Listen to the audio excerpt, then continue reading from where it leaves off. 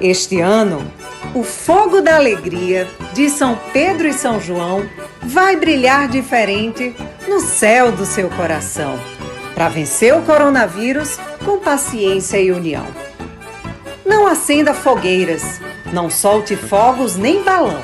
É proibido, pois atrapalha a guerra contra o bichão, que é pequeno no tamanho, mas gigante na devastação. Vista sua roupa junina, bote as panelas no fogão, chame os amigos na live, faça da sala um salão.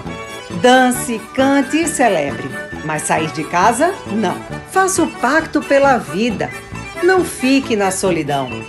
A hora é de remar junto e na mesma direção, para nunca deixar de festejar o São Pedro e o São João.